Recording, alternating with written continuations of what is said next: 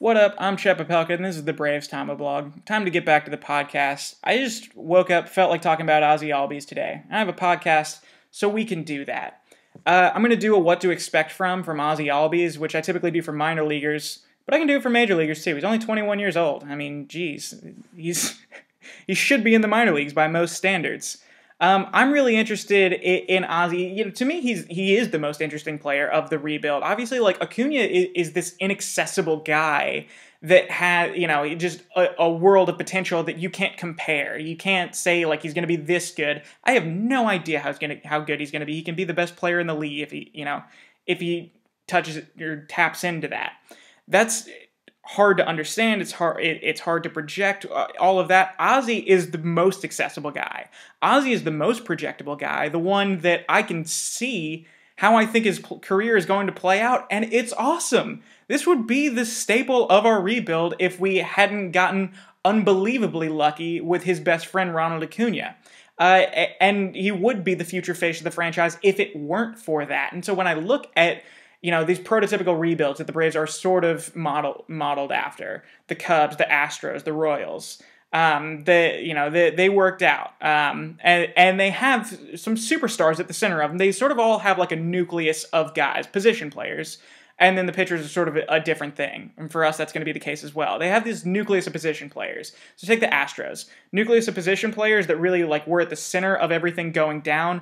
Their organizational staples: Jose Altuve, Carlos Correa, George Springer. So Jose Altuve, just the guy, the MVP that he just worked out, amazing. And that's what Ronald Acuna kind of is for us. Like, we paid $100,000 to, and now he's all world. Carlos Correa, he's the number one pick.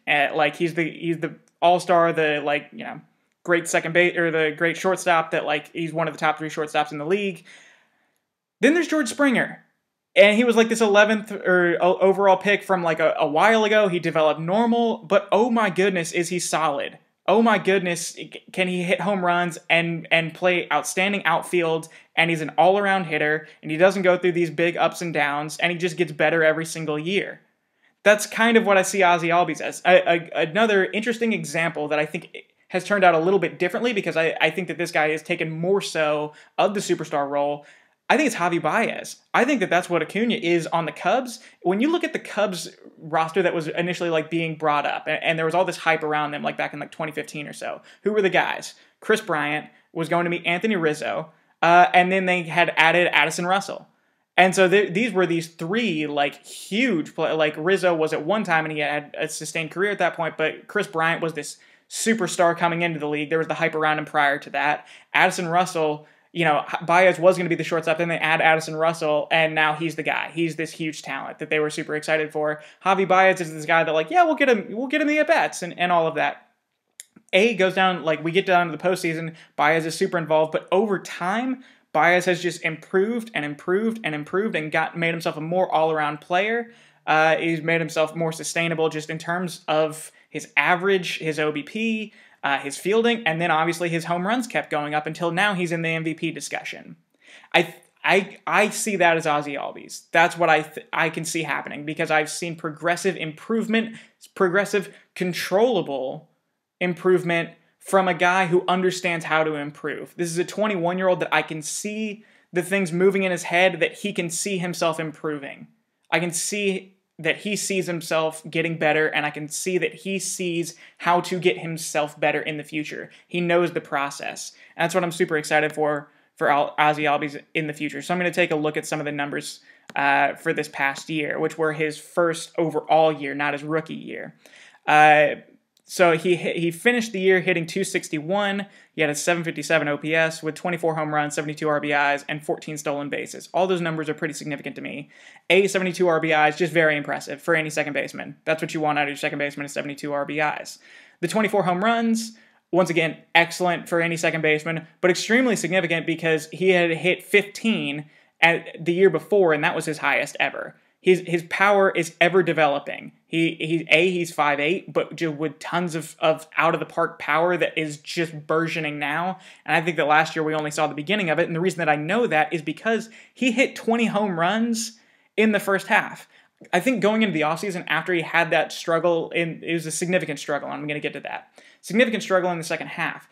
20 home runs in the first half, 4 home runs in the second half. And one thing that I'm seeing with my YouTube channel and with my Facebook page, people are typically asking which is the real Ozzie Albies. You know, was it that second half? Was he a 4 home run guy? Is he a 20 home run guy? What does that mean? And I think common knowledge, 9 out of 10 times when people do a dichotomy like that, is he the 20 home run guy? Is he the 4 home run guy? I would say he's somewhere in the middle. This one, no, he's the 20 home run guy. In fact, I think it's just going to go up. I think that 20 home run guy that we saw in the first half, we're just going to see more of that, and it's going to be more common and more often as the Braves figure out Ozzie Albies' sweet spot, and as Ozzie figures out his sweet spot, and he improves some of the other aspects of his game that are still developing. I think we're just going to see more and more home runs from Ozzie because it's there. Because he has the ability for it, and it's only going to get better because he's 21 years old and he's still learning it. And so, obviously, the thing that really put a damper on his season, because he was an all-star who hit .281 in the first half, and I thought was going to be the starting second baseman of the All-Star game. He ended up getting taken that by Baez. In the first half, he hit .281, .318, .516 with 20 home runs.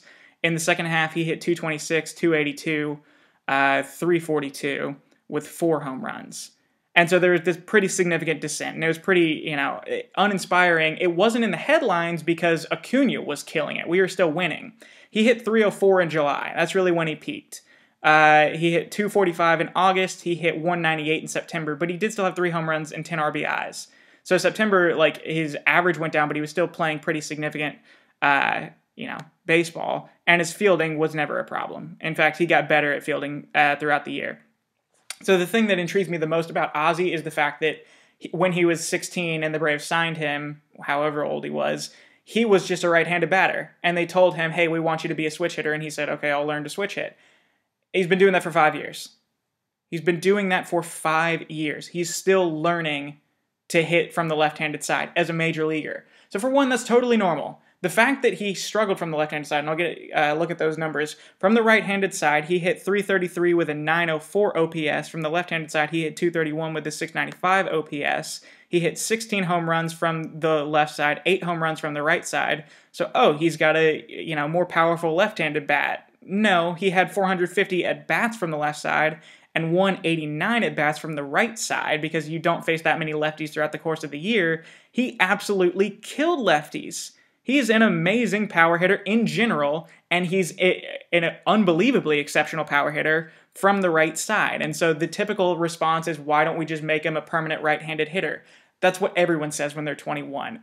There's a true story about Chipper Jones begging and complaining when he was in the minor leagues. He was like, I'm struggling from the left-handed side. I just want to hit right-handed. I'm doing good at right-handed. Let me do it. And Bobby Dews was the coach, and he called Bobby Cox and said, hey, Chipper just wants to hit right-handed.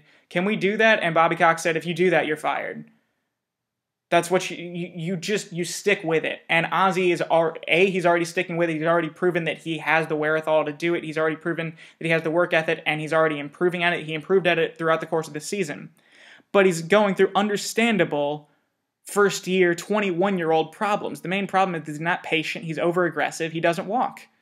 That's the main problem with it. What did he have? A 282 OBP in the second half. He strikes out. He's an aggressive hitter. Now, Dansby's an aggressive hitter. Ronald Acuna Jr. is an aggressive hitter. Johan Camargo is an aggressive hitter.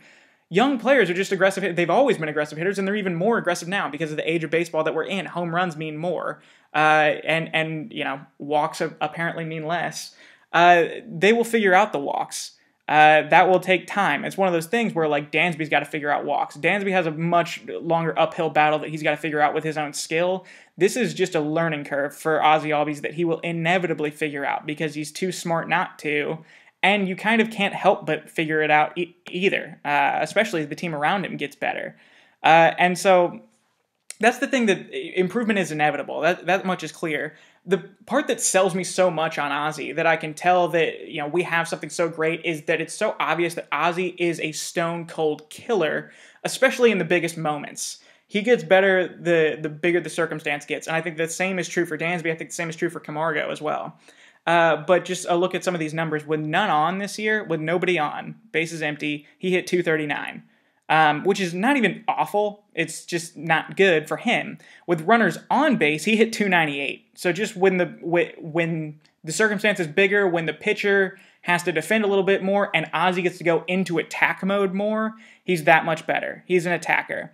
With runners in scoring position, he hit 281, and with the bases loaded, he hit 417. He was 5 for 12, and he hit 2 grand slams. He had 7 home runs with runners on base this year. And he just, racked up RBIs with runners on base. He's a stone cold killer. He gets bigger. He gets better in the bigger moments. And, if you go through, he had a walk-off home run against Cincinnati. There were multiple games that we won based on Ronald Acuna getting on base and Ozzie hitting him in. There was also a ton of back-to-back doubles for Freddie Freeman and Nick Markakis. That was just 2 duos that worked really well back-to-back. They are absolutely outstanding as clutch hitters, and that's why we were so good last year and we got so many more runs, is that Camargo, Dansby, Ozzie, and Freddie are outstanding clutch hitters. And once again, that's only going to improve. That's something that as Ozzie figures more out, he's just going to get better at it. He's only going to become a really smart player with an absolute killer instinct. And I think his athleticism is going to go up. So things that I'm looking for to get better. I think the walks and the strikeouts, that's inevitable. That can't help but get better because he's a switch hitter that's figuring himself out. Especially he's going to be taking a lot more from the left-handed side. He's going to figure out how to work counts better. And he's going to strike out less. He's going to walk more. The other thing is the stolen bases. He had 14 stolen bases in the majors this year, but he had 21 in the minors last year in less time. So he has the speed. We all know he has the speed. And he's aggressive on the base pass. He would go first to home on a double all the time. Him and Ronald and Dansby are all aggressive base runners. He just hasn't figured out the steals yet. And so, that was something big with Dansby this year is that he had, 3 stolen bases in his rookie year and then 14 this year. It's an intelligence and it's experience. As he figures out base running more, he'll get more steals. And then the other thing is the home runs. I still expect that to continually go up the way that it has there's a couple examples of this. I think that, for one, Daniel Murphy's a kind of small second baseman that is just his power has improved over time continually. I think Daniel Murphy's also a switch hitter. I think, who was I saying? Javi Baez is another guy that the home runs were there and they just kept getting better. Christian Yelich also just kept getting more and more RBIs and home runs.